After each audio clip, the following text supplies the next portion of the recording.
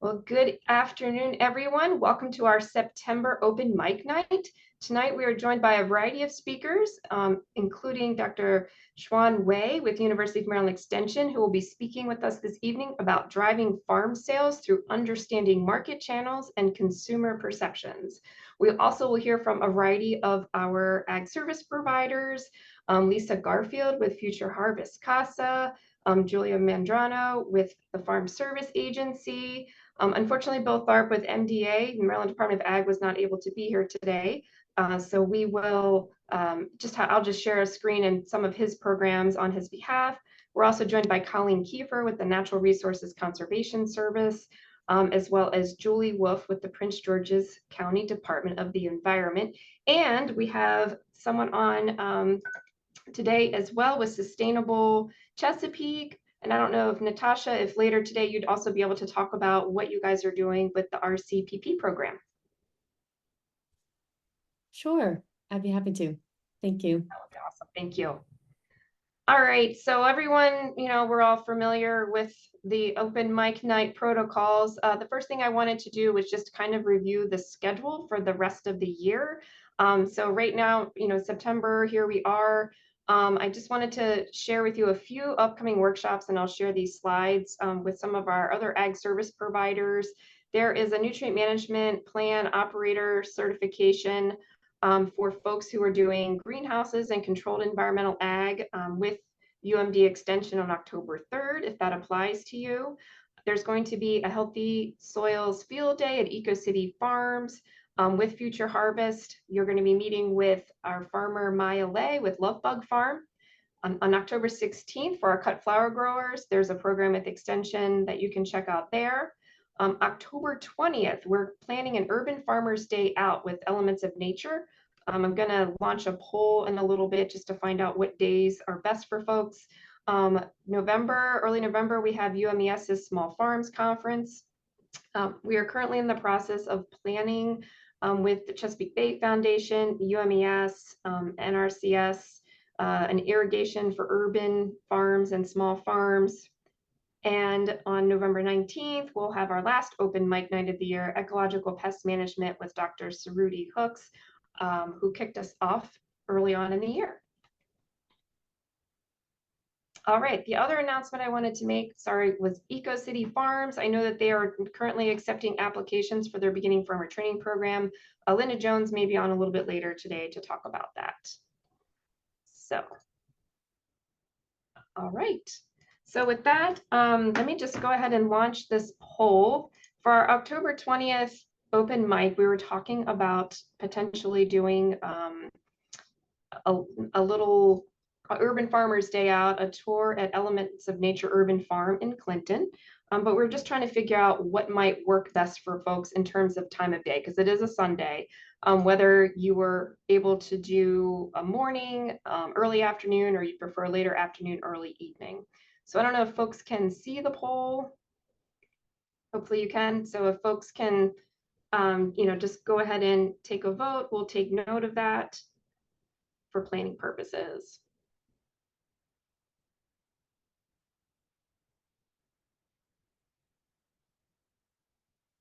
And so far, we're pretty split. Guys are not making this easy for us.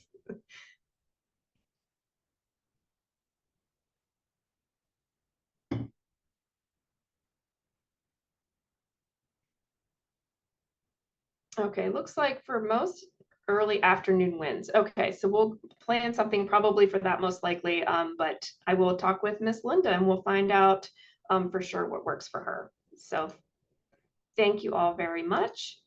And with that, I am going to go ahead and turn it over to Dr. Wei, who's going to talk a little bit about her work and about her topic for today. Thank you, Kim, for this opportunity. Let me share my screen first. Can you all see my screen? Good. You're great. Thank you. Awesome. So good afternoon, everyone. So my name is Xuan Wei. I'm the Urban Farm and Agribusiness Management at the University of Maryland Extension. And again, thank Kim for inviting me to join the September Open Mic Night. This is a great opportunity for me to introduce my program and what I have done and what I will do as an extension specialist here. And thank you all for joining me today. So this is a standard statement that I'm supposed to put before my presentation. So University of Maryland is a land-grant university. We are receiving federal and state government funding, so our programs and services are available to all individuals without discrimination. So let me just give you a little bit background of myself.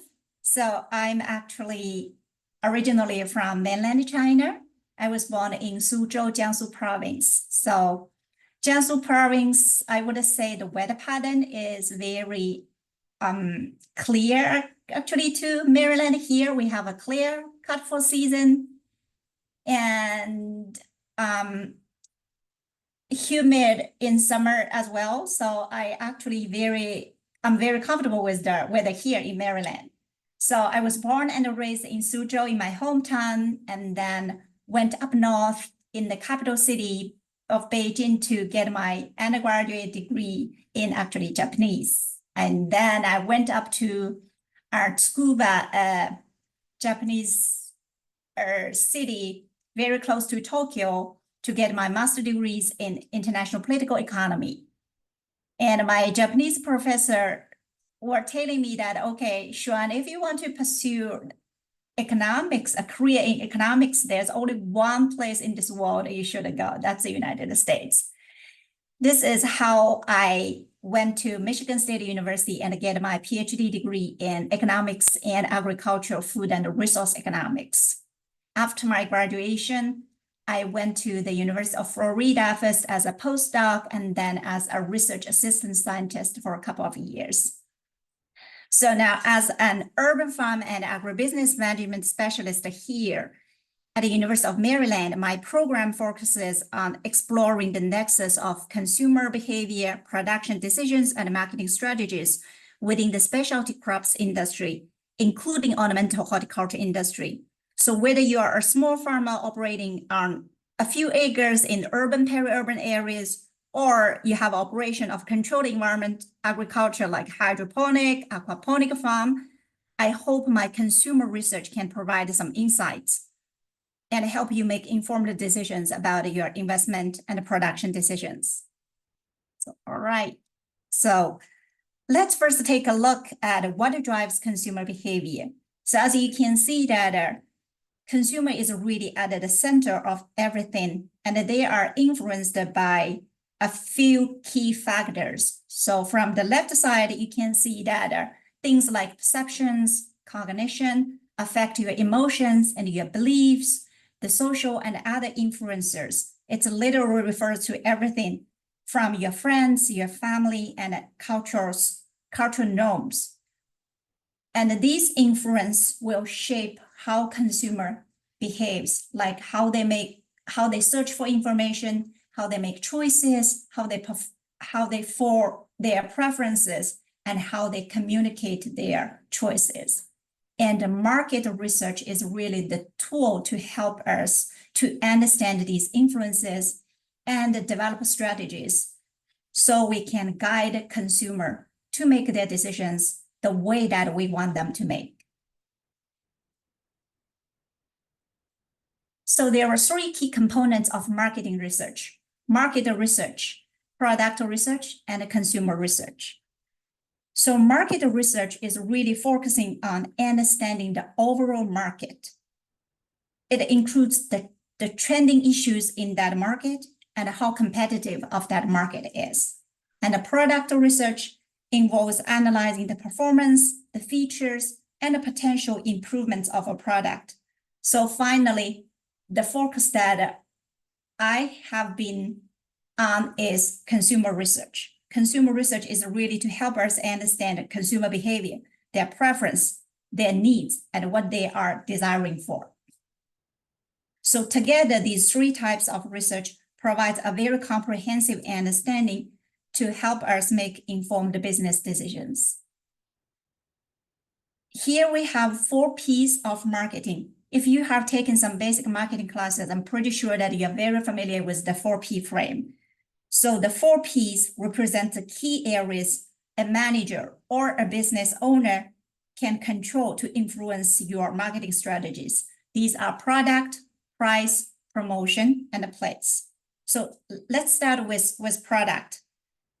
This includes aspects like appearance of product, features, branding, and how a product differentiates from your competitors. Say, if you are an apple grower, so what makes your apple different from other growers? So you might have early harvest. There's no apples on the market, but you do. So you might have different hybrid that taste better than other apples. So look at the next is price. Price is focused on the value to buyers. So at what price your consumers are willing to pay for your product, and how your price compares to your competitors, and how sensitive consumers respond to your price sensitivity. It's okay for you to price at $3, but will consumers still buy if you increase your price by 10 cents, by 50 cents, by $1? Also, discounts and sales also fall under this category. Now, promotion refers to how you communicate with your audience and what kind of advertising formats you're using, the timing and the location of your promotion efforts. Thinking of the upcoming holiday seasons, you might want to stage your products. You might want to consider what kind of advertising formats you want to prepare for the upcoming season. Lastly, place is about where and how your product is available. Are they only available at local farmers market? Are they available online? Whether you want to sell through retail markets or distribution centers. So the key point is really all these elements are interrelated. As a business manager or business owner, you really need to consider the company's goals, the behavior of your customer base, and how competitive your market is. A great manager can manipulate these 4 factors strategically to gain advantage over your competitors. So in today's presentation, I will introduce 3 different studies that integrated the 4 P's of the framework from my own research. So first, eco-labeling and adding values to plants will highlight environmental benefits. And I will also explore pollinator-related promotions, which I will focus on marketing plants to support pollinators like bees and how this message resonates with consumers. At the end of this presentation, I will discuss about consumer segmentation, where I will analyze different consumer groups and how their different preferences can help us to tailor your marketing strategies to better service them. So based on your introduction, I have heard today we have a very diverse audience.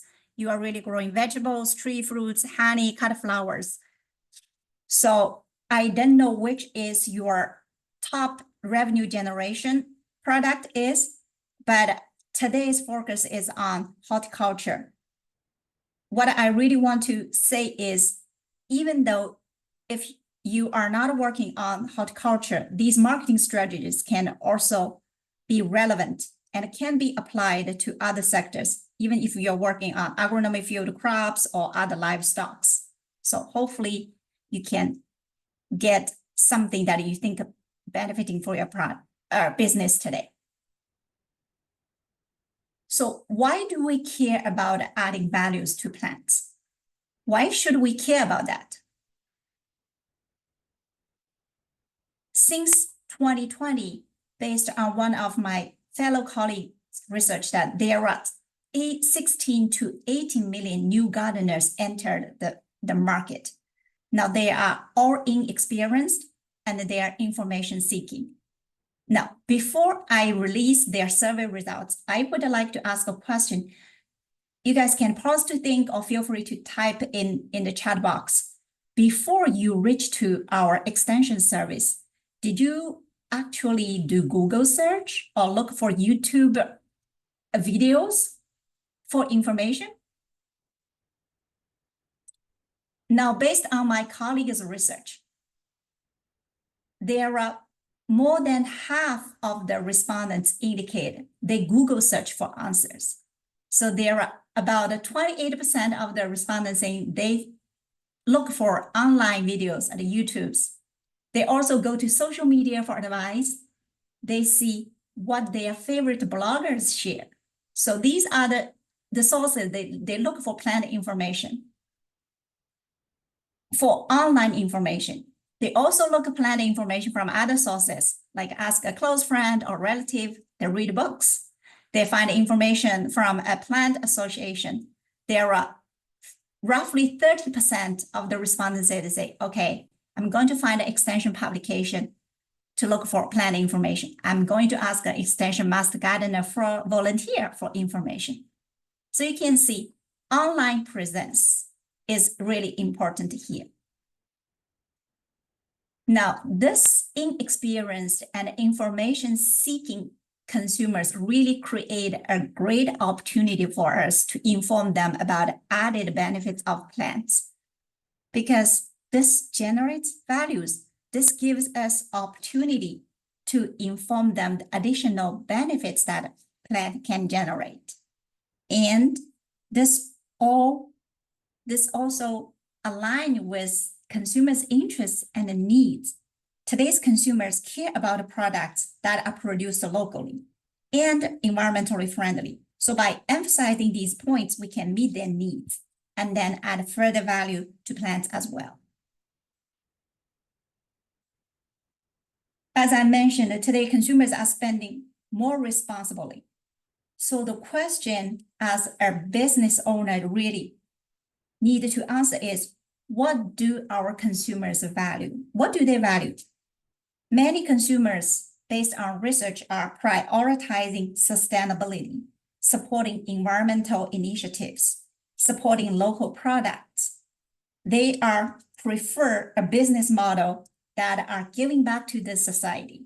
They prefer a model that pay it forward. So by aligning your marketing and product offerings with these values, you can better connect with your customers and offer them what they are looking for. Now, this is from my own research. We care about eco labels because we have seen increasing consumer demand for environmentally friendly products, and consumers are willing to pay a price premium for eco-labeled products. So here you can see that for an industry eco-label, I'm going to show you in details in my next slides, but here is just a brief description, is that consumers are willing to pay a $1.07 for industry eco-label and willing to pay $1.12 for non-GMO eco-label, a logo of non-GMO eco-label.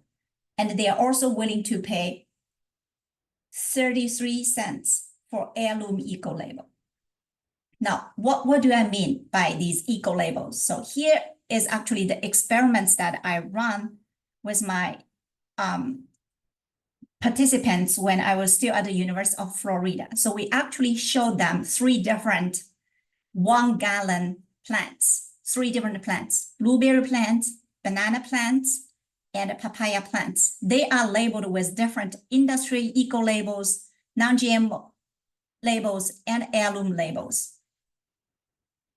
So let me show you an example. So a participant in my experiment will bid on these plants, 1-gallon plants with different labels. So for the specific papaya plants, it has a Very Flora, sustainably grown local industry label. It also has a non-GMO verified logo. It has an heirloom label. So we asked them to bid on different plants. And then by calculating their bidding, we will see how much they are willing to pay. As I just show you that plants with a non-GMO verified logo has a price premium of more than $1. So we also find that the logos are more effective than text information. So when participants come to my lab experiments, we actually record their visual attentions so we can see how much visual attention they paid to different logos. So here's the example. We see that the time to industry eco-label, the Veriflora logo, it's actually 1 second, 1.65 seconds. So it takes on average 1.65 seconds for participants to pay attention to this Veriflora industry logo.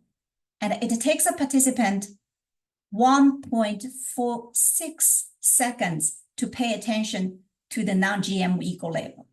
And it takes them on average more than 2 seconds to pay attention to heirloom logo. So this tells us that comparing to text messages, graphics logos captures participants or your consumers' attention faster, and it can generate more value. We see a variation across different logos because non-GMO eco-logo is more familiar with consumers. So it indicates that once you're familiar with that, it attracts more attention and it attracts your attention faster. So what's the key insights from this study? We can basically say that consumers value environmental friendly products on plants in general. And what the key message we are sending to our industry, to our grower is graphics generates value and attract attention. And it works better if consumers are actually familiar with this logo. So I'm going to pause here a little bit and ask you to think, how can these findings, these ideas of eco-labeling and value addition be applied to your business? Can you think of something that you can apply to your own business?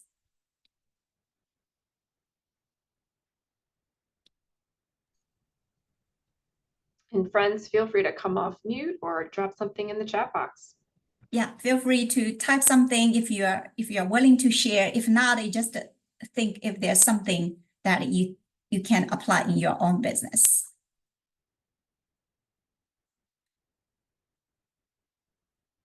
Okay, I'll then proceed with my second study. Yeah.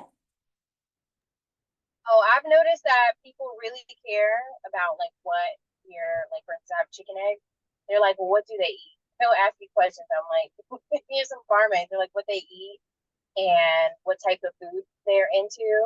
And then they ask, are they like are they pasteurized? They ask all these different terms in terms of like how, I don't know, I take care of my chickens. That's just an example.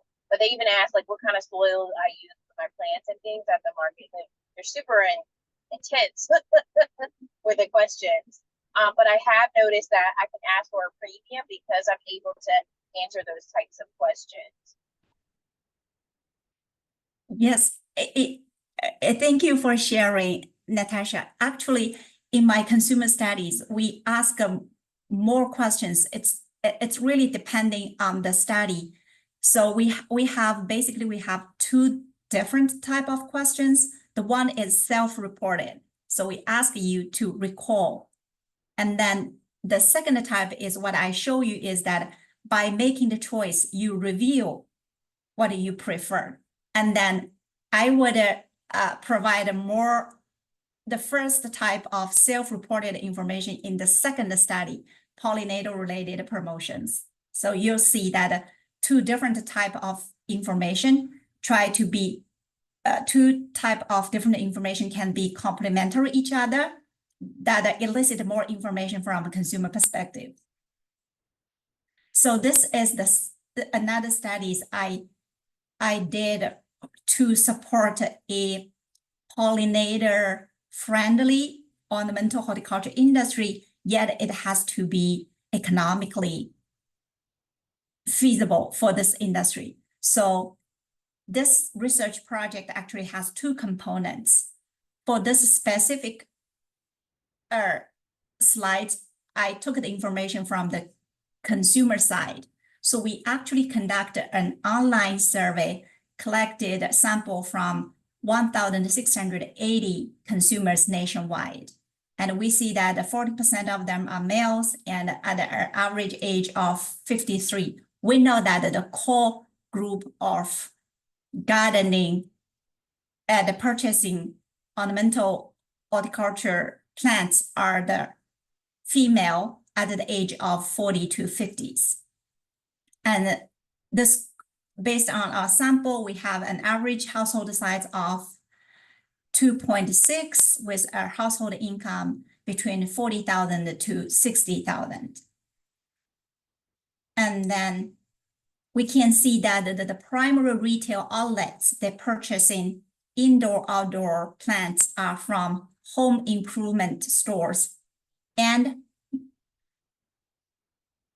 independent garden centers. But if we combine this home improvement store and mass merchandiser wholesale club, this counts for more than 50% of so-called big box stores. And the second big category is independent garden centers. And we have a few from farmers market and some organic specialty stores as well. So we also ask them to tell us what kind of activities they do at home, either in back or front yards, to aid pollinator health. So we then sort of their answers, and we see that 19% of our online respondents indicated that they reduce or not use pesticides to aid pollinator health. And 18% said, okay, they are primary buying flowery plants, and 14% indicating they are source plants locally, 13% indicating they are primary buying native plants in order to aid pollinators. Now, this project, in addition to understand consumer perceptions about pollinator attractive plants, native plants, the primary goal is to understand how consumer would respond to the use of neonicotinoids. Now, I have to say that neonicotinoid use in the ornamental horticulture is never big. The biggest component is actually in agronomy field crop production. They are used to coat the seeds. But even though it's still important for the policymakers like EPA to understand how consumer would respond, whether they should take the very restrictive policy like banning the use of neonicotinoid as the European country did. So the moment that when we conducted this survey, it was pre-pandemic, and I think it was in year 2019 and 2020. We have noticed that the general public knowledge of neonicotinoid is very low. Only 27% of our survey respondents indicated that, yes, I have heard of the word of neonic or neonicotinoids. Roughly 73% of our participants said, no, I never heard about it. So within the yes group, if we look deeper into the components, we found that those who answered, yes, I have heard of neonics or neonicotinoids tend to be younger, more males, they're more educated, and they are having higher income level, and they tend to be larger households as well. Now, as I mentioned, in order to understand the public awareness knowledge about neonicotinoids, or pollinator attractive plants, or native plants, we try to ask about their knowledge, but measure them in two different ways. We measure their knowledge.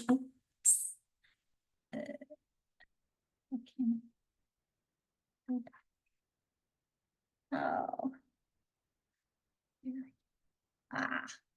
Sorry about that.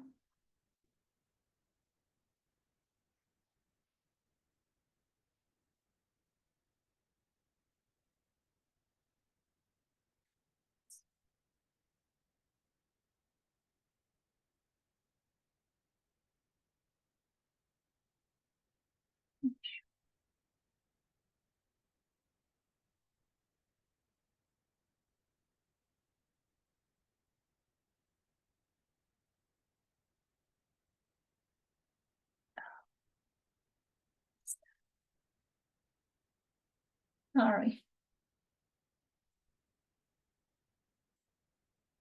I can't go to this.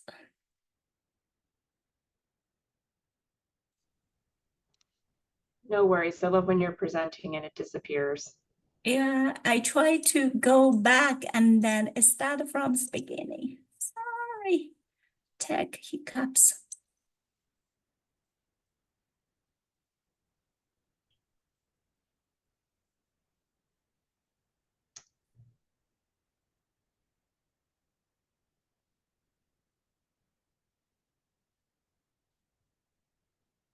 So yes, here's where I had an issue.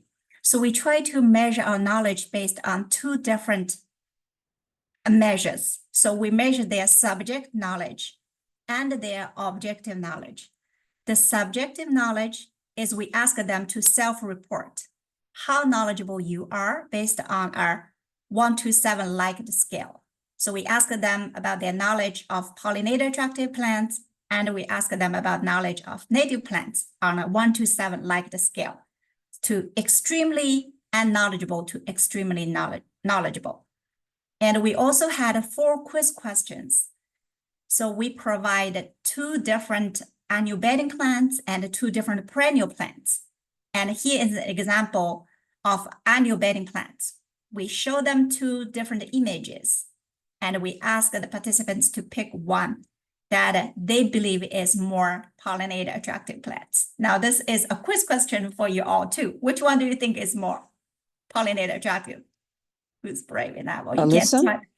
Yes, bingo. Sweet alyssum is more pollinator attractive. So sometimes people would think showy flowers is more attractive, but it's not necessarily true. The breeding program make the flowers more showy just to be more decorative for sales purpose, but it's not necessarily more pollinator attractive. That's true. So let me show you the results of our participants. So based on our self-reported knowledge about pollinator attractive, so we can see that 25% of our participants say they are somehow knowledgeable, and 14 indicate yeah, they are knowledgeable, and 8% indicating they're extremely knowledgeable. So adding these 3 categories up, we have roughly 39, 47 indicating that they are comfortably thinking themselves as knowledgeable about pollinator attractive plants. This is based on self-reported information. But if we look at the objective measure, we'll see that we only have 5% of our participants. The same group of people, only 5% of them can correctly identify the pollinator attractive plants out of the 4 quiz. And there are only 60% can answer 3 of the quiz correctly. So the majority is either I didn't know, randomly pick one, or I tried hard, but I couldn't get it right. And we also measure the subject knowledge about native plants. Now, because native plants is specific for each state, so we cannot really ask a quiz question because each state has different native plants. So we only asked based on self-reported 1 to 7 liked scale. So we pretty much see the same percentage as we see about the pollinator attractive plants.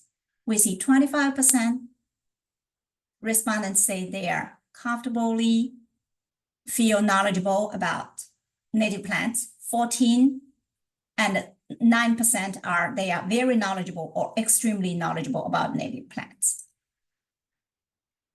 So in addition to the consumer study, we also parallelly did a producer study. So we want to know, is there some gap between consumer perceptions and producer perceptions? And we found. So from our consumer studies, we see that consumers voted, the top 3 most effective labeling consumer voted are pollinator friendly, plants for pollinators, pollinator attractive. But the top 3 labeling phrases voted by producer study are pollinator friendly, pollinator safe, and plants for pollinators.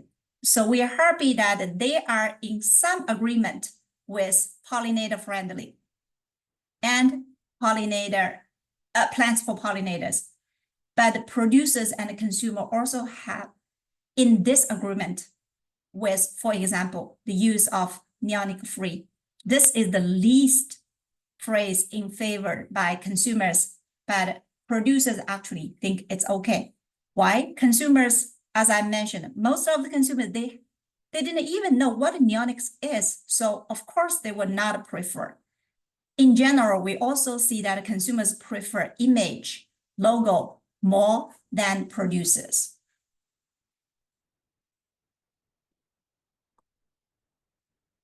So in this study, we also have our participants coming into our lab and we present with them live plants. We ask them to examine the plants closely and based on their attributes or these logos and bid the price. So for the specific Panthers plant, how much are you willing to pay for it? Like you are in the grocery store or in the big box store that you're buying your plants. We also took photos of these plants and convert them into screen images. This way, we can actually measure our participants' visual attention using eye tracking technology. So we will see what kind of attention was paid to which attributes. So we know that how the visual attention was transferred during the decision process. So now I typed all the bid value by different consumer groups. So this is a little bit busy graph, but I would say that I have our participants to bid on 14 annual plants and 14 perennial plants. And I separated them into 2 different groups. One group, they are labeled with neonicotinoids. The other group is they're produced without the neonicotinoids. And I also divided my participants into 2 different groups based on their self-reported information on whether they are knowledgeable about the neonicotinoids or they are not knowledgeable about the neonicotinoids. What you can see is basically we see they are willing to pay high for perennial plants. That's true because perennial plants in the 1 gallon container and annual plants are in the 4-inch. So they're smaller. Of course, this is true. But we surprisingly to see that those knowledgeable people, they are actually willing to pay less, especially for plants especially for plants that are produced with neonicotinoids. They are more knowledgeable, they are more picky. They are pickier. So you can see that knowledgeable participants, the blue line is actually lied under the brown line. But we didn't see these differences when I measure consumers by their knowledge of pollinator attractive plants. So if I group consumers by their knowledge of neonicotinoids, we see the gap. But if I group the participants by their knowledge about pollinator attractive plants, the gap disappears. So some key insights from this pollinator-related promotion study. So basically, we find that pollinators are hot among our consumer groups, but there is a knowledge gap. People who stated they are knowledgeable about pollinator attractive plants, they are knowledgeable about native plants, are actually not. They overestimated their knowledge.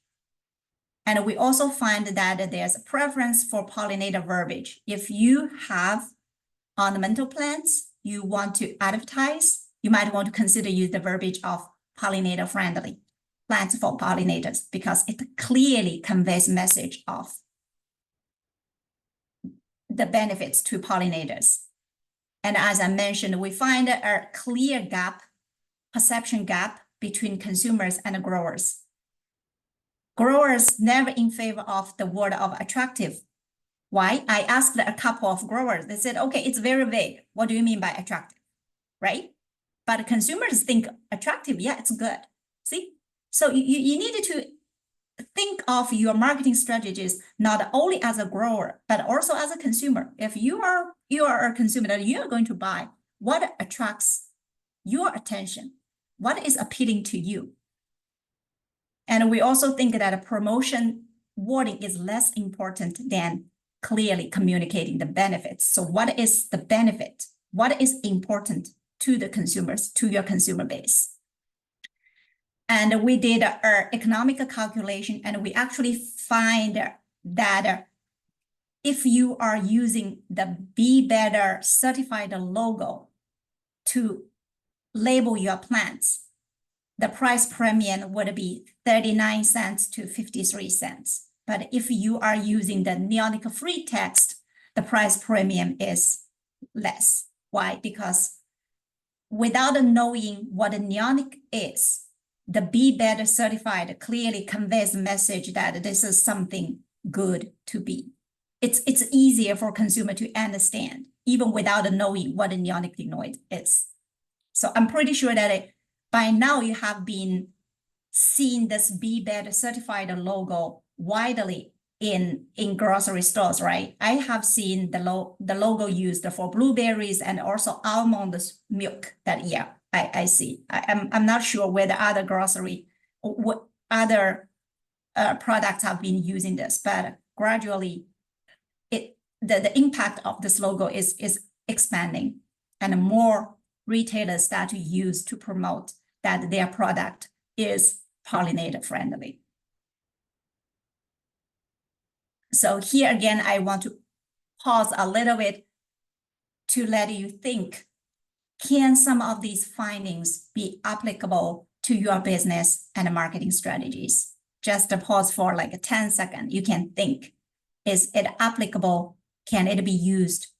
It doesn't have to be pollinator attractive, but can some of the strategies be applied in your own business?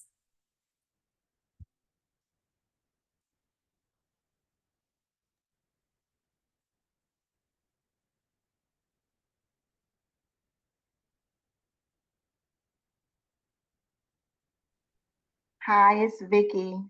I think we all can agree that any marketing strategy that helps us to distinguish our product differently than someone else's by showing the value in our product and how it's different from the other is always good in marketing. And these are the things that consumers are looking for. A lot of consumers are label reading nowadays. So the more that you put on your label, the better you are marketing to the consumer. So I think all of your marketing strategies, we've heard them over and over and over. We just have to learn how to implement them. Yes, so the point is, thank you, Vicky, right? Yeah.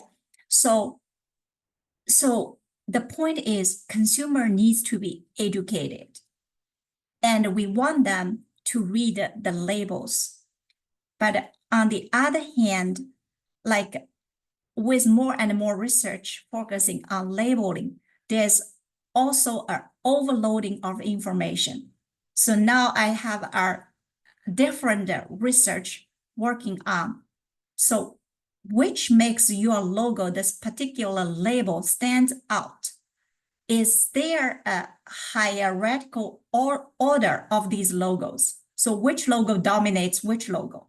So as we are providing more information, we try to see, like, is it necessary for the grower to apply all these logos there? So I have another ongoing research discuss about whether actually brand dominates the logo or whether logo matters. As long as I see the USDA organic, I don't care really the brand.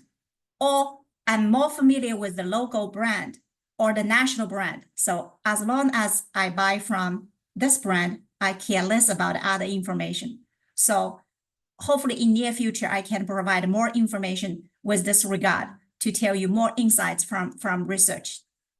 Because it's not free to apply for a USDA logo, right? Or even third-party certification. You have to go through a lengthy process and it's expensive.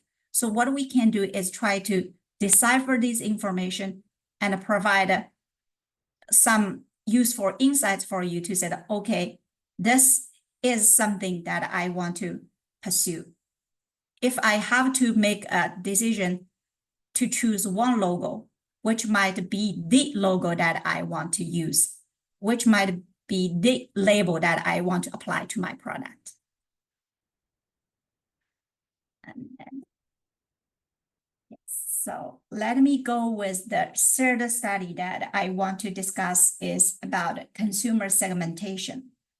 So as I mentioned in the 4P framework, you want to know the customer base that you are facing. So what kind of a customer you are facing? Are they price conscious consumers or are they very inelastic to the price change? So in this study, again, I have my participants come to my lab and you can see this little arrow point to a black bar. This is actually my eye tracking machine. So by having my participants sitting in front of their computer, we will be able to calibrate their eye movement and record their eye visual attention. So here is the plants that we present to our consumers, and we ask them to rate the likelihood of purchase decisions based on the attributes that are displayed here. So based on the price, whether they are pollinator friendly or not, based on the series of attributes, we ask them to say, okay, given this price, how likely you are going to purchase this plant? So we can actually able to divide our consumers into two distinct groups based on their reactions to price. One group is the price conscious group, and the other group is the non-price conscious group.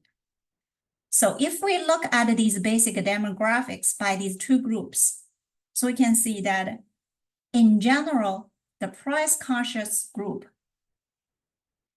tend to be younger. They have accumulated less income,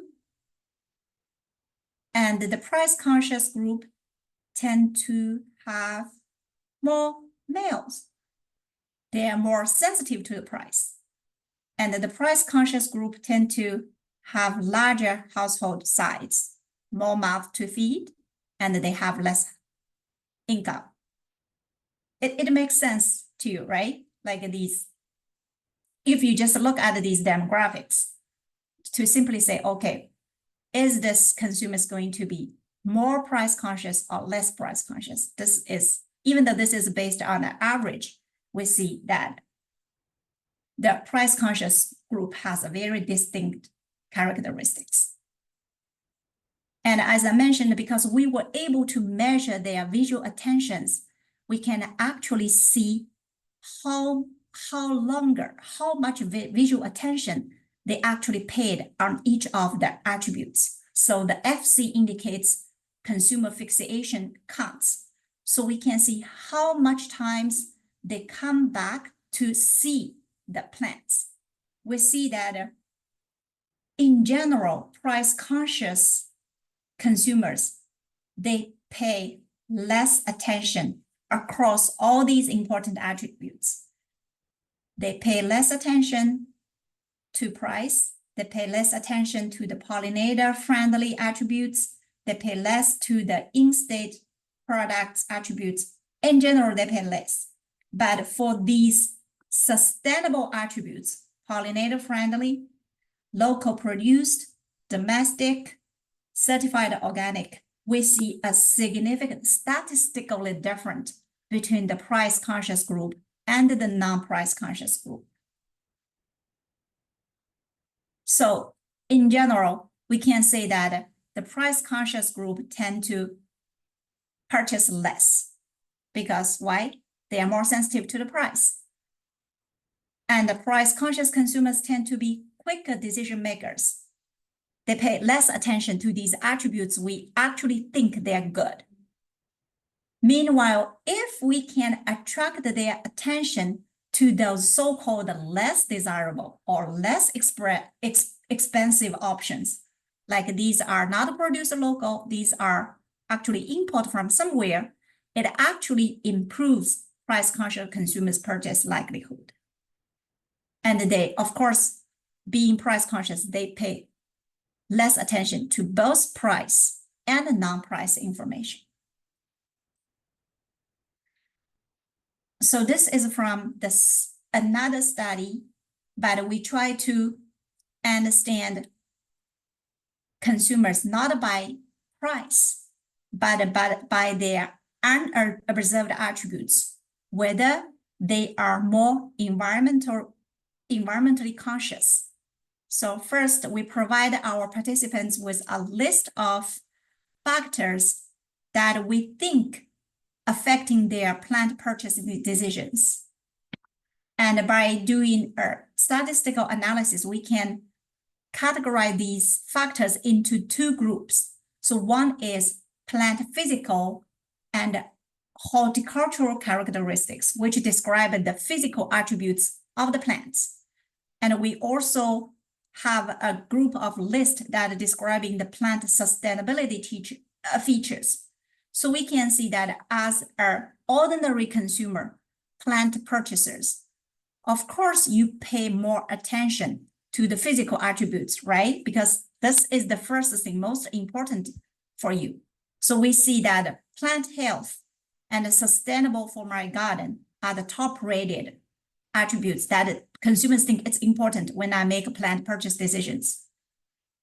But in addition to the plant physical characteristics, as I mentioned, we are facing growing interest among consumers who are also looking for sustainable products, environmental friendly products. So we will see that consumers also rate plants attractive to pollinators as important.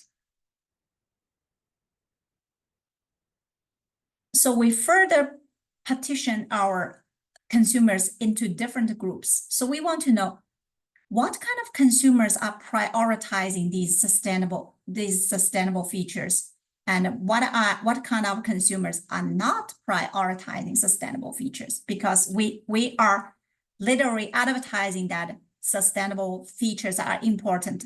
These eco labels are important. So now we see that plant lovers who spend more money on plants, they are more likely to prioritize sustainable production methods over physical attributes. I'm not saying they are not think physical attributes is important. They are, but they are more likely to also look for sustainable production attributes. Now, male purchasers, they are faster decision makers. They are less likely to rate plant sustainability as important decision factors. Now, the group of participants who are more knowledgeable about native plants and pollinator attractive plants, they prioritize plant plant sustainability features because they think it is important. So this is also indicate a strong agreement that native varieties are more pollinator friendly. But unfortunately, we didn't find that the objective knowledge about pollinator friendly plants has some impact on prioritizing of sustainability attributes. So there's a knowledge gap. People think they are knowledgeable, but they might be just over evaluating their knowledge. So when we measure real knowledge, it has no statistical significance on their decisions.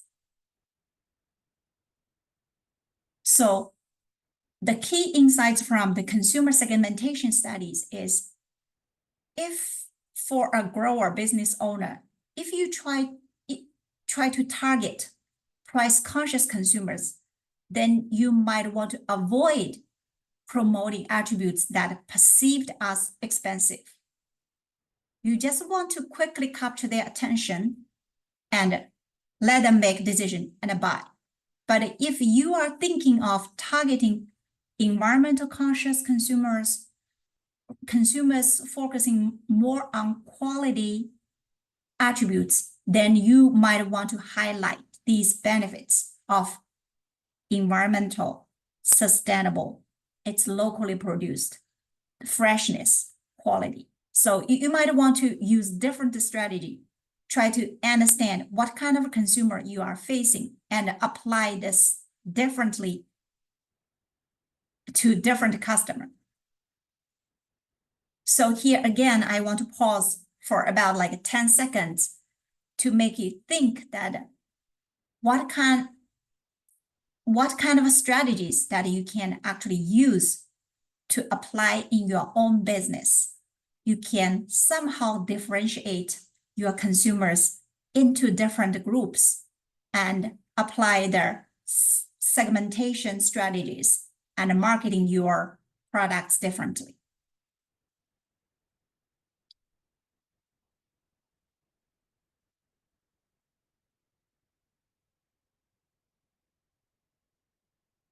And if you would like to share some experience, ideas, like something you might have already applied and you think it's successful, just feel free to type in the chat or just unmute yourself.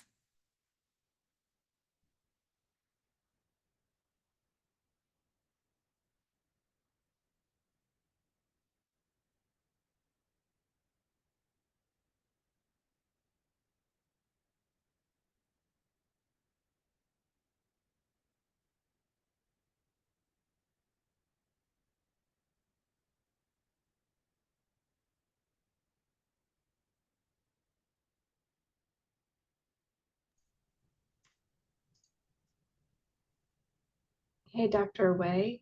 I was just thinking, I don't know, I just have been sort of interested and fascinated by just how important the graphics and the images are. I know that earlier we had one of our participants, Julie Wolf, was just, asking some questions about whether, if a logo is better than text, is there a good way to convey some of these more complex nuances, that are related to our, our marketing graphics.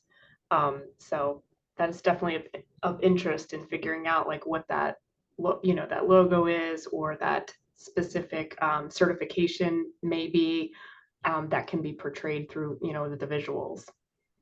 Yeah, I think it's definitely worth exploring with this regards. So logo is the graphic is more easy, simple for consumers. And it's actually, it's more attractive. So before you really, we all know that consumers are purchasing at a time pressure. I'm not going to spend hours and hours. So most time thinking of the grocery items, or like I need to get my grocery done within 20-30 minutes, and I need to move on with other errands.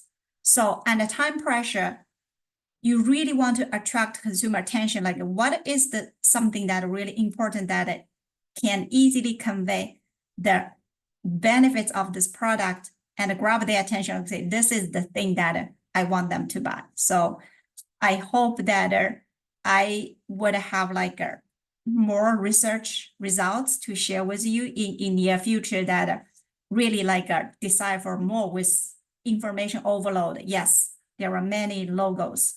There are even like, I think in addition to logos, there are more secondary information. So whether these are used for as supplementary information or these actually, it's like overloaded. It's really not necessary. So yeah, I'm glad that you said that there are some interests there, and I'm glad that I can share some of those results from my own research. Yeah. And then with this being said, Hi, I have a question.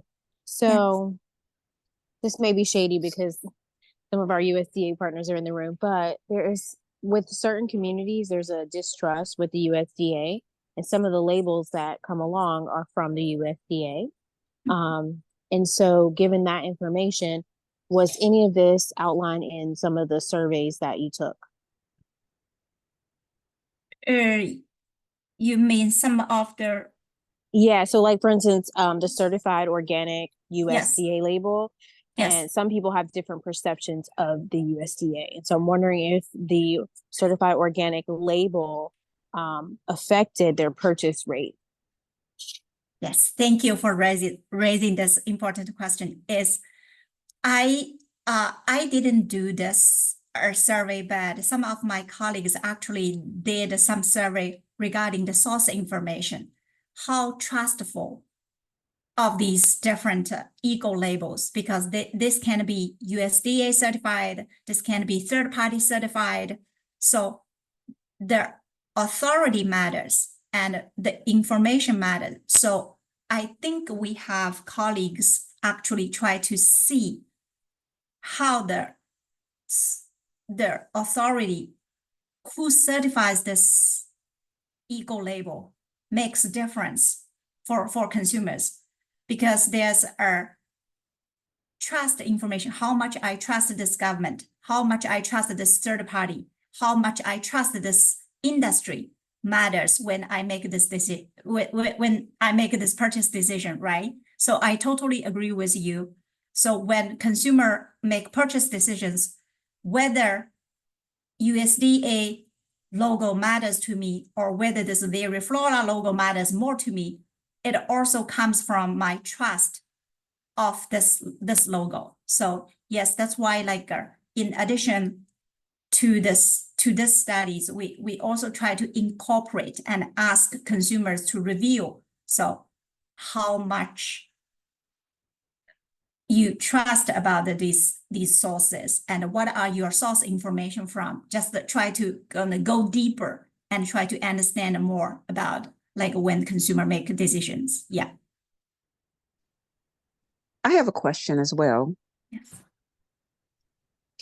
Am I unmuted? No, we can hear okay, you. okay, good, because I can't really tell here. One of the things that a lot of people do look for when they're purchasing, and with the Buy Local campaign, they will likely, well, not likely, a lot of people look for locally grown products. And most of the locally grown products are grown organically, especially by urban farmers. And they don't have a lot of, fancy labels, USDA certified organically grown.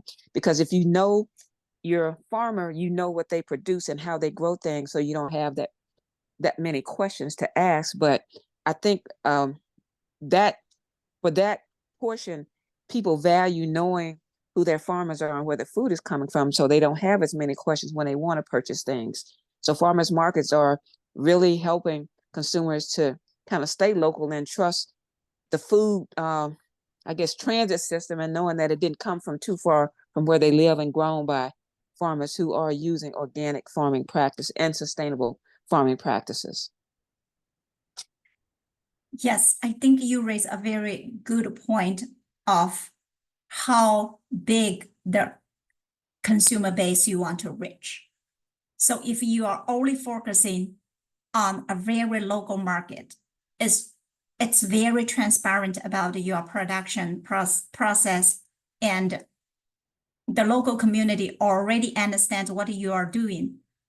Basically, whether have a certified USDA logo or not is not really necessary, right? Because it's really by mouth, people already know this is organic, this is pesticide free, this is naturally grown. I know what the ingredient is and what the produce is.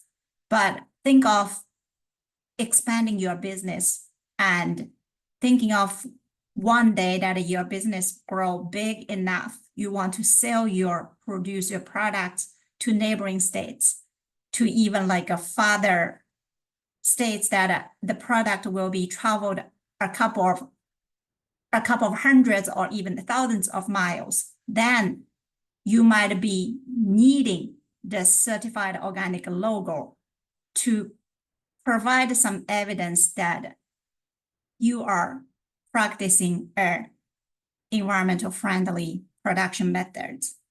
So you really need to think of the trade-offs and think of how far you want to reach your consumers. Whether at this stage going for certified organic is useful or not, just considering the current business scope and in potential in near future. I would just put this way. And then if you really think that your business is really going to be big, you might want to plan in advance, because it takes a couple of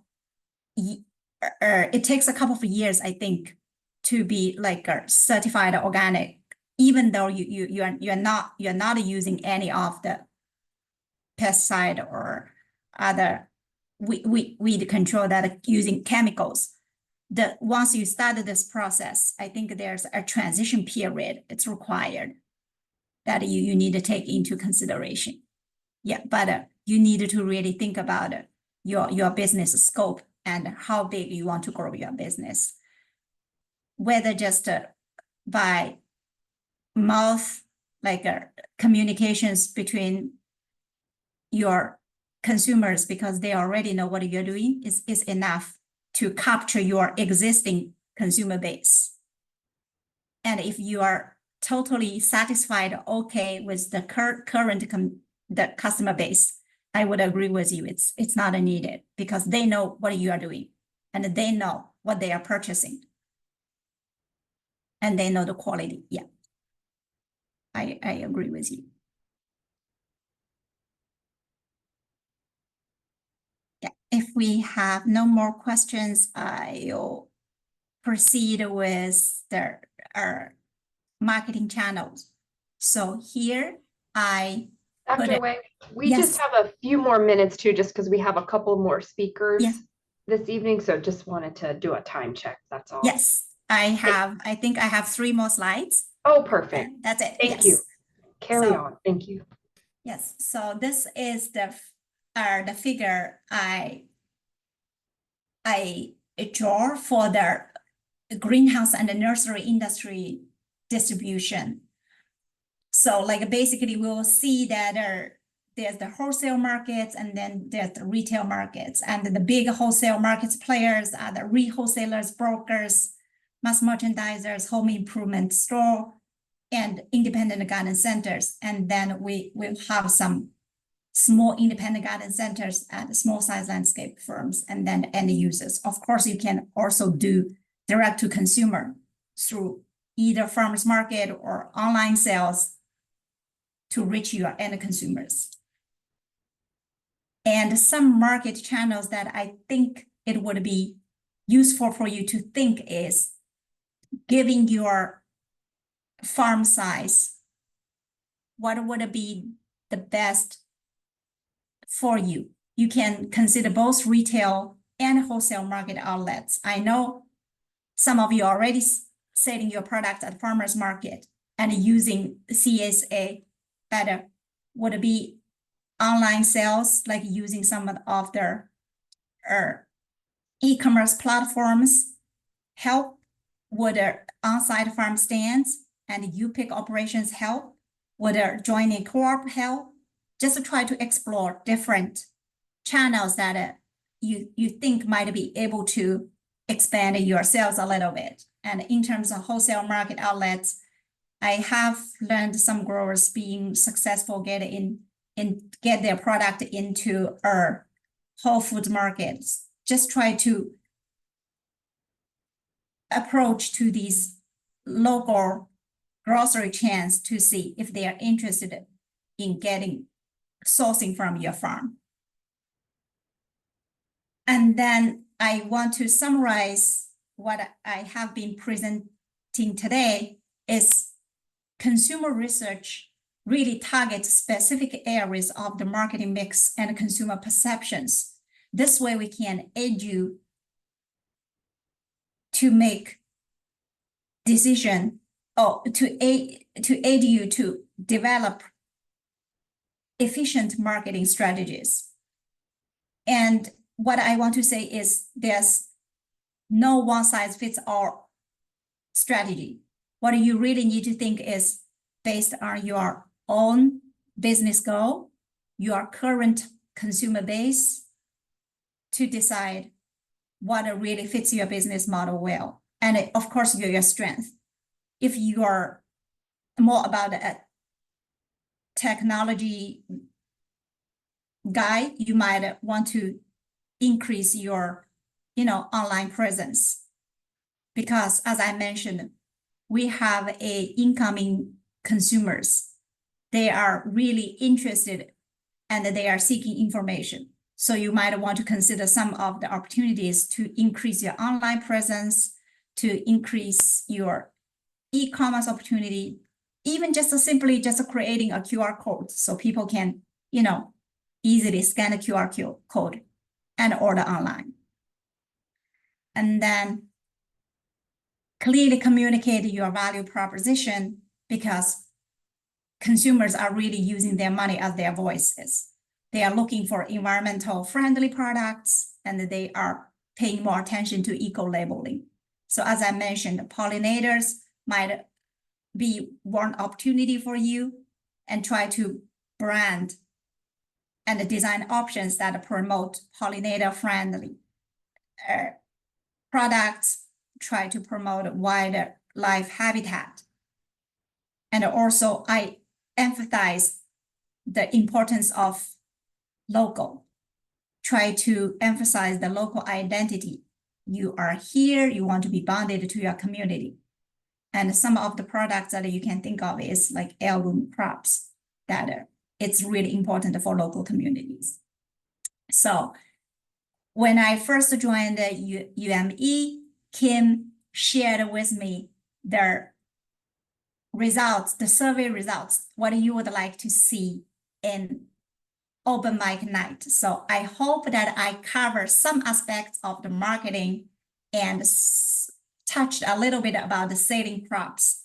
So one thing I want to mention is that I'm currently working on developing a high turnover cut flower production enterprise budgeting, and hopefully I can share in the upcoming high turnover cut flower production on October 16. I already see Kim listed on your agenda. So if you can come join, I will be presenting some of the budgeting analysis there. If not, hopefully I will be able to share in near future.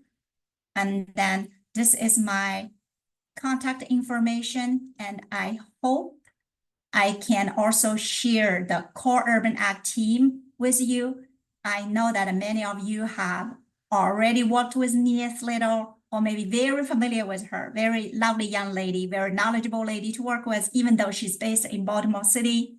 And we have another urban ag production specialist, Xuan Wei, joined us in June, and she can help you with nutrient management plan, and then some specific questions related to your production. So this is pretty much I have today.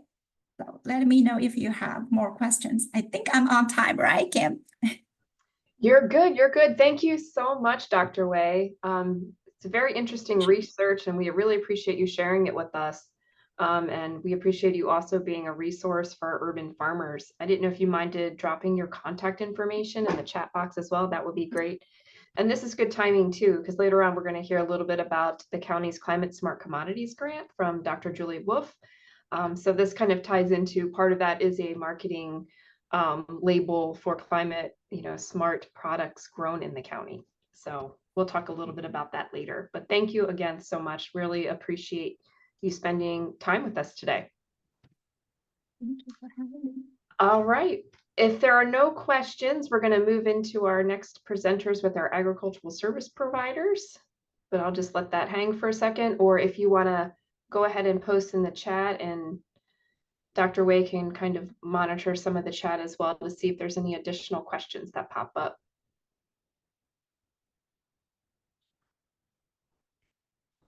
All right.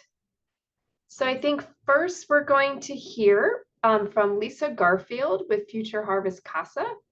She's going to tell us a little bit about what Future Harvest is doing, as well as their grant that they're not working on, but the grant that they're partnering with PASA on, Pennsylvania Area of Sustainable Agriculture. So I'm going to turn it over to Lisa to chat with you for a few minutes about some of their funding opportunities and also just their general field days.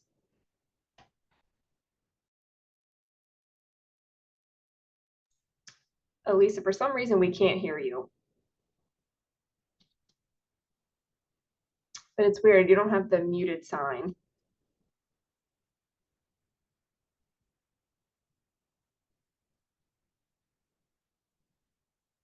Is that you on your phone? I think your phone is muted too.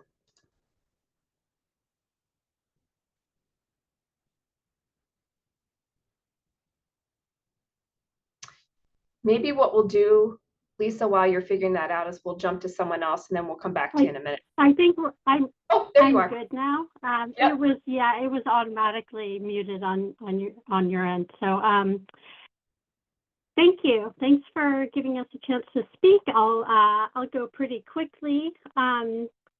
I am the Research and Million Acre Challenge Director for Future Harvest, and the Million Acre Challenge is an initiative to advance soil health and regenerative agriculture across the region. And so we have several programs right now that provide technical and financial support to help farmers adopt those soil health, climate smart, and regenerative ag practices, many of which, as you know, are actually indigenous practices that are now being recognized for their benefits to combating climate change. So the first one that I'll talk about is the PASA Climate Smart Farming and Marketing Program. This is a project funded by USDA that can provide funding for a set of about 26 different practices. And those practices include things like cover cropping, alley cropping, conservation cover, fencing, hedgerows, conservation crop rotation, mulching. So there's a pretty good set of practices there, many of which can be applied on smaller acreage farms. There is no acreage limitation, so we can work with farms of any size and any production system.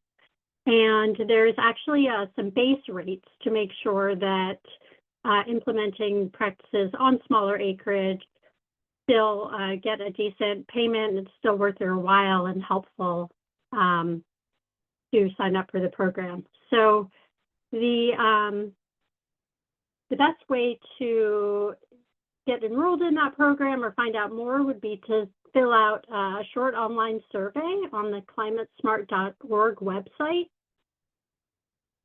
It takes about 15 minutes to fill out, and that will just get you in the system, and then you'll be contacted by a technical assistance provider in your region.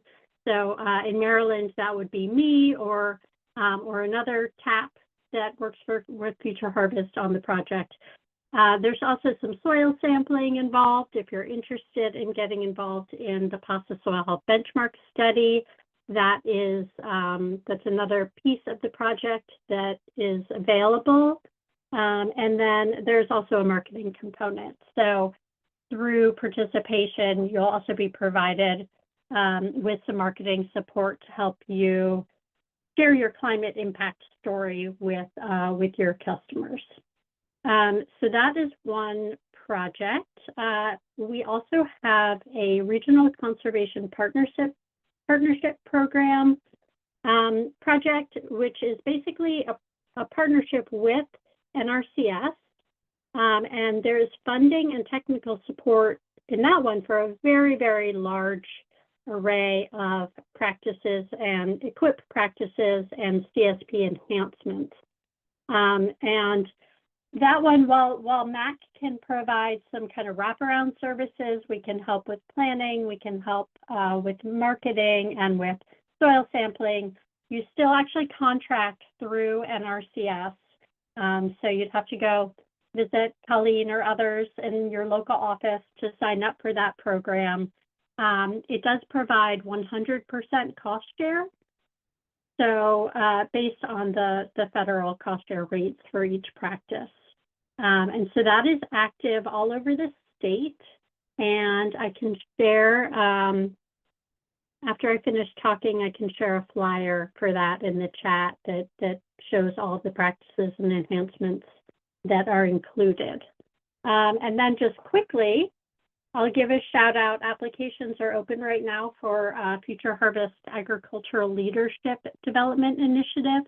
And that's an advocacy program. So if you're interested in getting more involved in advocacy in the region, I would recommend checking that out on our website. And I can answer questions in the chat if there are any. Please feel free to get in touch. I'll put my contact information there. Or if you're able to join us at Eco City Farm next month, I'd be happy to talk more about either program there. So thank you. Thank you so much, Lisa. We're gonna just kind of go through each of the programs, and if people have specific questions, we can kind of do that at the end. So next up, we have another Climate Smart Commodities grant program that's right here in Prince George's County. I'm going to turn it over to our program manager for that, Julie Wolf. Hey, thanks. Is it possible for me to share my screen really quick, or is it too difficult? It should be. I think I made you a co-host. So okay, under the more I'm looking for the share screen button. At the bottom. I see it. Thank you. Got it. Cool. Share. Are you seeing my screen at all? Anyone? You're good. Oh, yeah. Cool. Because I'm seeing your screen. Anyway, okay. So I'm Julie. Hi, everyone. And I know you've been waiting. We also have a Climate Smart Commodities grant from the USDA in Prince George's County. And I've been working with PASA a little bit so that we fit together like a jigsaw puzzle. And we came in the second round of this funding. So we're still starting up. We plan to start this fall. We have $2.25 million in incentives for our county growers. And because we also have PASA working in the 15 states of the East Coast, we're going to focus more specifically on very small operations and our local operations. We have a priority on, again, small operations and specialty crops, and particularly historically underserved crops, which PASA also has. If you are interested, we might be able to give you more money if you're a very small grower. And we're certainly not, there's nothing secretive here. So if you have questions for me or for Lisa, email us or call us, and we can make sure that we're getting you to the person who can do the most for you. So here's my contact information. And I just want to say this is so timely for Dr. Wei's talk and everyone's funding opportunities, because our goals here are really we want to capitalize on the attributes that our county growers and our county farms have, being small, being close to consumers. We want to help you overcome the barriers, and there is a marketing component to that, as well as training. But what we really want to do is get our growers situated so that they can reliably provide high nutrition, local food, native plants, and other commodities that we value to our residents. And when we do that, we want to document the benefits that come with producing locally. And so one of the things we've been talking about is the possibility of creating a climate smart Prince George's label and logo that we would administer so that you would not have to deal with something larger, but that you could get something to help market your products. So this is all in the works. And again, here's my email. That's the best way to contact me. And I'm so excited to get you this money along with everyone else who has money to help you do what you do best. And that's it. Thanks. Thanks, Julie. Yeah. Appreciate you. Very exciting stuff coming up. Right. And then we have another funding opportunity. That's our traditional programs with the Natural Resources Conservation Service. And I know just before Colleen starts to speak, it may be a little bit confusing in terms of, which programs to apply for and with what. And, that's something that, Julie and Lisa and Colleen could kind of help you determine, based on payment rates and all of that. So it may make more sense to apply for your specific operation through one program versus another. So we just wanted to make sure everyone, understood their options. All right, Miss Colleen.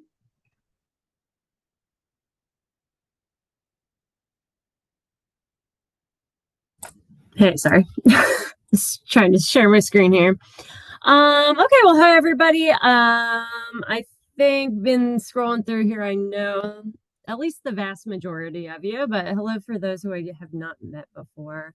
I have a larger presentation here that has lots of great information.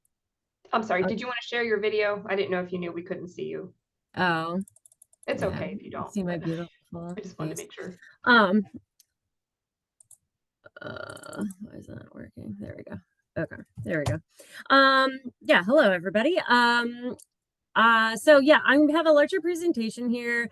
I am not going to go through the whole thing today, but especially for those of you who have never participated in our programs before, I would strongly recommend paging through it a little bit more when you have the time.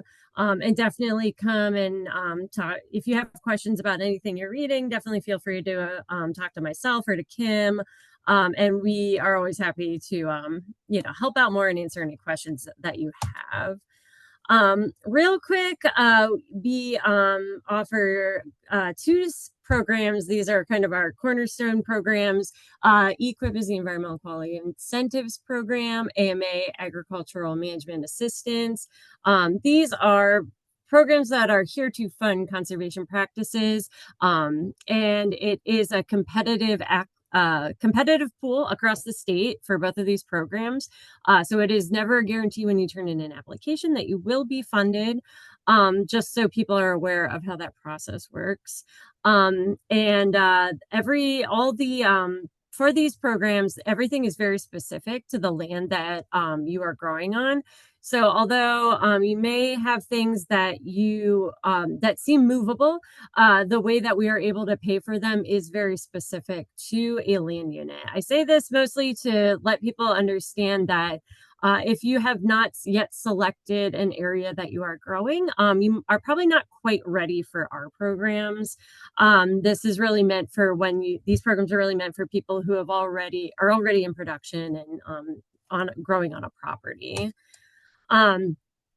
Our program is a reimbursement program largely. We do have opportunities for advance payments, but that is only for a portion, 50% of your contracted amount. Our programs do not typically and are not designed to cover the full cost of installation in most cases. Every now and then it does, but that is not the intention. And it's always important for people to kind of know that going in. And through EQIP, we do have very specific fund pools that are prioritizing socially disadvantaged, beginning farmer, and urban farmers. AMA, for those who aren't aware, is not one we use very often, but it can be used to fund new irrigation projects. I will say it's an extremely competitive program. we have historically tried to use equip over AMA because of the how hard it is to get funded in there, and it gets very little money. And AMA contracts are also not eligible for advance payments, so it may not be the best fit for some folks. Just wanted to quickly go through, especially for those who have maybe participated in our programs before, kind of go over just like some of the work that we have done and like we have done for the last few years here. These are a few pictures of our staff, well, at least some of our staff out working hard. I wanted to share the numbers for the last few years, but especially this past year, as we are now at the end of our current fiscal year, fiscal year 2024. This year was a really big year for us. We spent $1,365,000 in change. That was across 64 contracts. Here you can kind of see how that's split up and how we've kind of grown in the last few years as, you know, well, since I got here, really. Just to give you an idea, to go real quick, that's a 39% increase from last year. As you can see, 2021, we weren't spending a lot of money out here in Prince George's, but we have grown quite a bit, and it's been exciting to be able to get folks more money and opportunities. It's also a 47% increase in funds spent from even just last year, which last year was a large amount of growth for us as well. I did just want to kind of show how the funding has been breaking up so far, just to give folks an idea. As far as like urban versus more traditional contracts, I should clarify in here when we're talking about urban, those are very specific to like residential properties. So even a lot of our smaller scale folks may not necessarily some may be on this call even, but they may be wrapped up more in the traditional ag versus our urban. Our urban was like very specific to urban areas. But as you can see, you know, just under 50% of our contracts for this year, we're serving Prince George's, DC, and Baltimore City. Didn't spend quite as much money, just as a limiting factor of acreage and eligible practices, but still certainly a lot of money spent, pretty evenly distributed between Washington, DC, Baltimore City, and Prince George's. And in total, I forget the number, but yeah, about just like over between 100 and 200,000 for each of those areas. Some other interesting statistics I just wanted to share was that we had 97 applications to our office last year, which was a very large volume that this office is not used to. But it's great that people are interested in programs and applying and getting funded.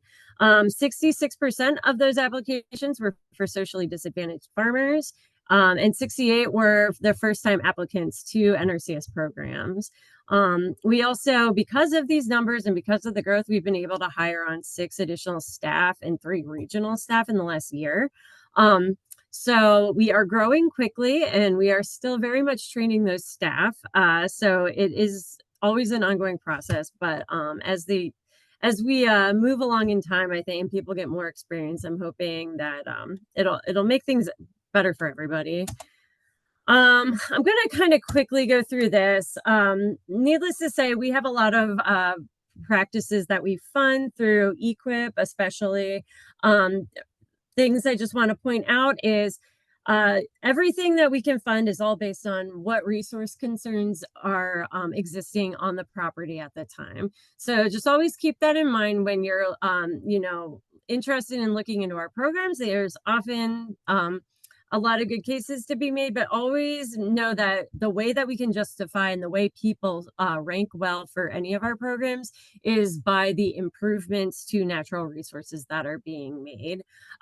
So there are a bunch of rules for our high tunnels. I won't go through them all, as I think a lot of you probably know them and they're fairly easy to read here. But there are a number of rules for high tunnels in general. The main one being that you need to be growing crops. So like I mentioned before, until you have things in production, there's not necessarily all that much we can do with our programs, but once you are, that is the basis for us to be able to fund more things. We also offer low tunnels, which are 4 feet or less and can be a good choice for folks who are maybe not able to get permission from their landowners to install a larger tunnel. We also do raised beds. Just keep in mind, this is for treating soils that do not currently have, they either have contaminated soils or there's a lot of rubble present. You know, we're looking to improve those, make that area growable that isn't. Just a list of other practices here. If people have specific questions, you know, feel free to reach out and ask those. And definitely, Kim and I are more than happy to meet with people, set up site visits if you're ready to go with stuff. I'm going to kind of skip through this because I know I'm on limited time already. Did just want to point out our conservation stewardship program. This is more of a rewards program and can be used to fund, can be used for ag land or forest land. It does require it does require you to meet a certain stewardship threshold. So you need to be already at a certain level of conservation in order to apply and agree to do something above and beyond within that contract. And we have a number of practices and enhancements you can pick from. Exciting thing about this is it is a 5-year contract with minimum annual payments of $4,000. And that has typically applied to most of our urban farmers. There hasn't been a ton of people, for missing a zero there, but $20,000 has been the case for most of our urban farmers. That can be a really nice way to help kind of fund the good work that y'all are already doing out there.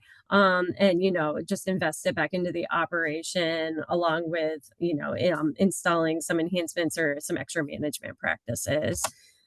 This is just a list of some of the enhancements. This is not all of them, but this is some that we've been using. I'm probably going to update this list for this year anyway. Again, I won't go through all of the steps because I know we don't have time, but just wanted to say, you know, if you are interested in our programs, please reach out to myself or Kim with any questions. Usually we'll try to talk with you first to kind of see what the situation is and decide the right personnel to send out to the farm. But the first step is always a site visit, getting records established with with a farm service agency. Please make sure that when you're doing that, that you are establishing records under the name that you intend to apply for our programs as. Know that that needs to be an entity recognized with the IRS, and that our programs are taxable. So and do have tax implications. So that may be part of your decision. Always free to talk about that more if people have more questions about that. Anyway. Last thing I just want to say real quick here is our application period is open. Our first application deadline is October 25th. February 7th will be the is so far anyway the last application deadline for the year. Usually we have a few different deadlines throughout the year to space out the work. I would strongly recommend that anyone who is interested in applying for any of our programs, please contact us sooner rather than later. We do already have quite a large workload list for this year. And even with extra staff, it's still going to be a bit. So if you are seriously considering applying, definitely do that as soon as you can so you can make sure we get you lined up in our workload. Just gonna skip through the rest of this because feel free to go look at that and again ask us any questions. There's a few other resources here at the end, just kind of relating to other USDA resources outside of my office. MDA also has some great programs that people should take advantage of. And if you are interested, obviously Kim is a great person to call, but you also feel free to reach out to myself or Naya is one of our soil cons in the office. And we are all happy to answer any questions or, you know, get you set up for applying for programs. So anyway, that's all I got. If I can figure out how to stop sharing my screen here. Yeah, just let me know if you have any questions. Thank you so much, Colleen. Colleen's done a tremendous amount of work in our office the last 2 years. Prior to Colleen coming on board, we had a district conservationist and one conservation planner. And then the state conservationist asked, we got lucky if Our district would be the urban ag hub for NRCS conservation programs in Maryland. So it's been wonderful having, Colleen and her complement of staff, because we've really been able to boost our numbers in terms of, getting contracts out, especially, with small scale farms in the county.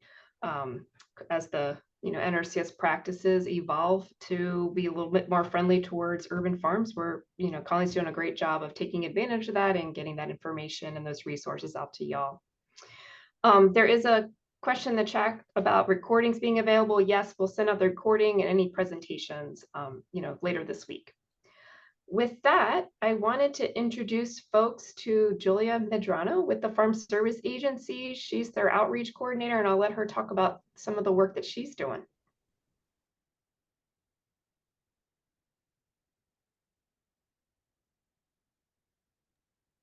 Hi, good afternoon, everyone. Let me share my screen.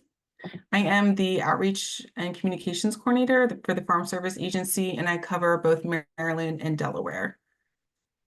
Let's get started. Okay. What I kind of wanted to do today was take you through the farmers.gov website, which is I think a great tool and resource for any farmer, whether you're urban or beginner or just been farming for a while. And this has a lot of great resources on it if you have questions. And so I am with the Farm Service Agency with USDA, and our programs help farmers. We have price support programs. We have commodity programs. We work very closely with NRCS. And so you can always contact one of our offices, but if you have any questions, again, this website is a great resource. It can be, I think it can be a little overwhelming if you're not familiar with USDA. So I'm just going to point out some quick things that FSA uses that might be beneficial to you. So first of all, the website is farmers.gov, and I'll put it in the chat. And then if you want to find working with us, we, like NRCS, we have service centers in almost every single county across the USA. So you can find our service center by going under working with us and then clicking USDA service centers and finding your local service center. Now, FSA does have urban service centers, but we do not have any urban service centers set up in Maryland and Delaware yet. We have them in like Philly and Michigan, but we don't have any in Maryland, Delaware, but that's okay because you can still contact the local county FSA office. And so you would just put in your state. And if you're not in PG, this could be helpful if you are. And then you just click go. And then we're located in Upper Marlboro, and you want the email for Patrick Goodyear. He's the county executive director, and he can answer any questions you might have. There's also the Natural NRCS Service Center. Rural Development is listed here. And so this is a good spot to go to if you are wanting to find your local service center. So what FSA, I think, primarily helps urban farmers with is with loans.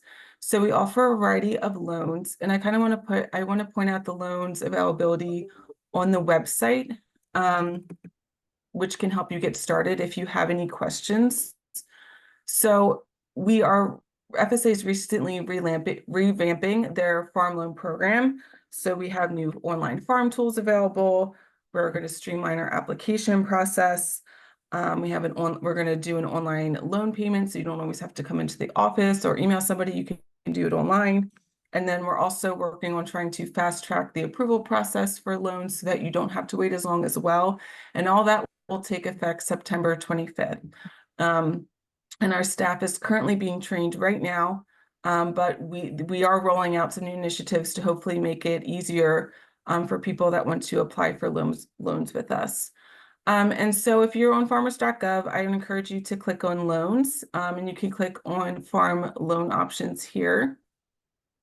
But there is a great interactive tool that you can use that will kind of help you get started. And so the loans that we offer for FSA are the farm ownership loans. We offer up to $600,000. This is if you are wanting to purchase a farmland, you've been farming for a while, you need a bigger loan, you don't necessarily meet the qualifications for other ag lenders, so that's when FSA comes in and assist. And we also have microloans. These are great for urban farmers. We lend up to $50,000, and they're supposed to meet the needs of small and beginning farmers. And then we also have emergency loans, which is if there is a drought, which there is, which is just lower interest rates. And then we have farm operating loans. So if you need assistance with purchasing your equipment or operating your farm, livestock, etc., you can borrow up to $400,000.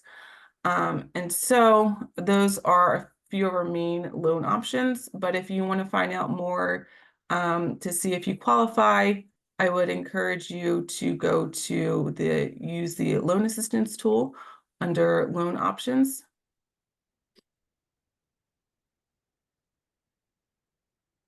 And then you can kind of figure out what loan you're most likely to, the loan that most likely works for you, whether that's operating loans or microloans. It kind of walks you through it. And then at the end of the survey or the end of the quiz, it'll tell you which ones you're most eligible for and what information you will need. And then that will set you up to contact the service center, and you can say, I'm interested in this loan. I have this form and this information, and they'll certainly walk you through it more. It just kind of expedites the process and helps move everything along a little bit quicker if you're looking to get started. And then the other thing I wanted to point out on farmers.gov, and I'll share this in the chat, is there's recently a guide for urban ag programs. And so FSA certainly works with urban farmers, and NRCS does, but there's other USDA agencies as well. And so I'm going to put this in the chat, and it kind of just goes through the different programs, what agency is in charge of it, if it's a grant or a loan. It provides you more of a description, see if you might be interested in it, and then if it's available to you, if you are a nonprofit, if you're running a farmer's market, or if you're a producer itself. So again, this is our farmers.gov website. It could be extremely helpful to you, I think, if you're interested in getting started or you want more information about USDA, particularly with FSA. So I'm going to stop there, but thank you for letting me share FSA's information. Thank you so much, Julia. We appreciate you just being a contact and a resource. And I went ahead and put your email in the chat box as well. If there's any other information that you'd like to add, please do so. And thanks for dropping that document in there too. Thanks. All right. Last but not least, we have Natasha Rothliff with Sustainable Chesapeake, who's involved in an opportunity. And I'm going to give her a few minutes to talk about her work.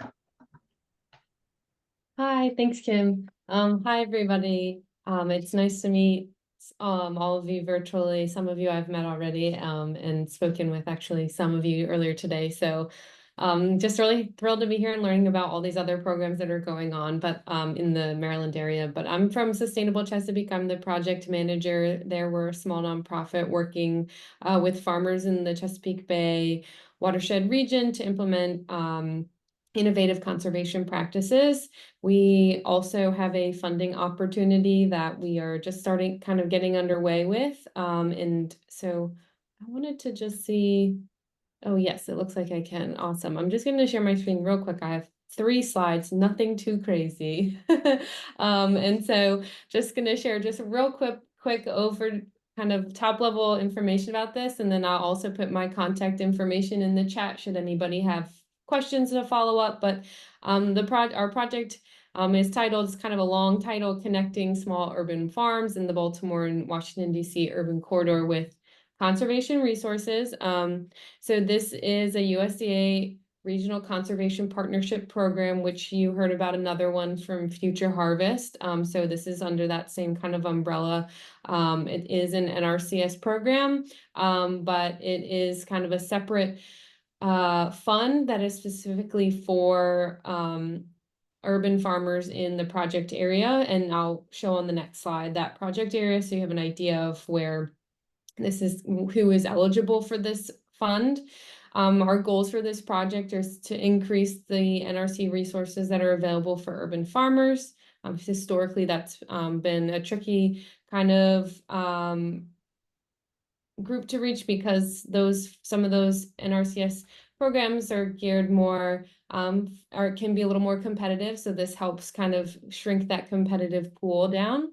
The project also will be supporting historically underserved farmers with the opportunity for up to 100% of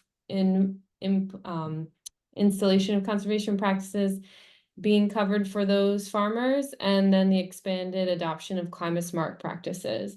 I know Colleen went through quite a good overview of the application process for NRCS programs, so I won't go into that.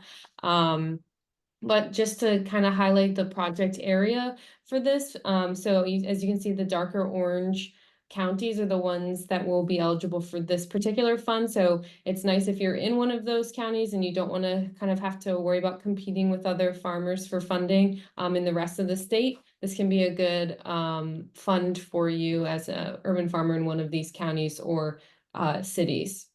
And then and then I just have my contact information. So that's there, but I'll also drop it in the chat for anybody who might have questions. So I'll just say that, as Colleen mentioned, for this project, you would still apply and the process is through NRCS. But if you have questions, if you're not sure, like some other of the folks have mentioned about which fund might be right for you, you can always reach out to me and I can try and help as well with guiding you to the right source or the right contact for getting funding for your project. So yeah. Thank you. Thank you so much for having me also, Kim. I know it was a last minute addition. I appreciate it. Oh, it's great. Thank you so much for hopping on. Mm-hmm. All right. With that, before we kind of wrap up, are there any questions for our speakers? I have a question, and this could be anybody that can answer it, but I'm interested in getting solar panels, but potentially on my fence. And that, I don't know, from talking to a lot of the solar providers, it seems as though that's really experimental for Maryland because a lot of them can put it on the roof, and I can't do that with my home. So I'm wondering if that would be an option to provide power for the farm. This is Julie with the Prince George's County Department of Environment. That is something that we specifically want to look into. And because it is experimental, I can't give you, excuse me, any details like how much, and we would have to work with you to find a contractor who'd be willing to do it.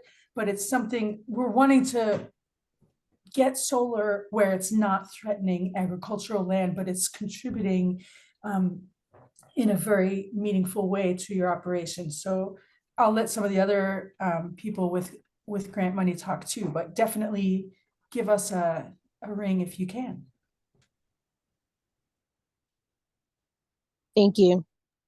Absolutely.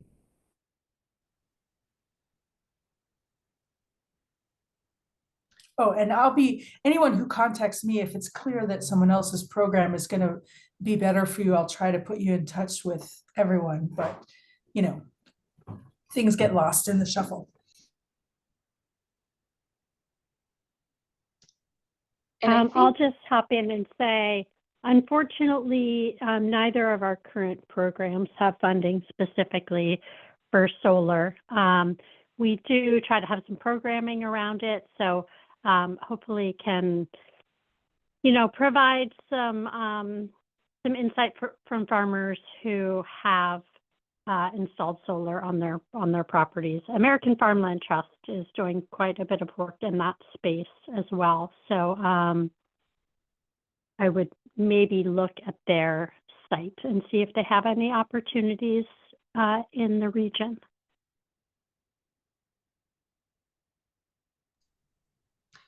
And Darlene, we can get with Colleen to see if it would fall underneath anything. I know that there's a practice called energy efficient agricultural operations, but I know it's very specific on like where you can locate things like solar. So we could follow up with her on that.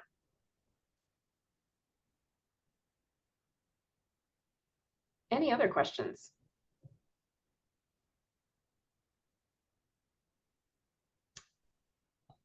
All right. Before you all hop off, I'm going to let folks do announcements, but I want to just sort of end the program officially and thank everyone for joining us. I want to thank all of our speakers with providing information, opportunities, just being a resource moving forward with this season. And, you know, we really look forward to seeing you at October open mic night, as well as some of the other workshops that we talked about earlier. I'll share that resource again that has a link to some of the various workshops. So again, please feel free to drop announcements in the chat box. I'm going to let folks come off mute and make any announcements that they have before we end, but we can go ahead and stop the recording. Thanks again, folks.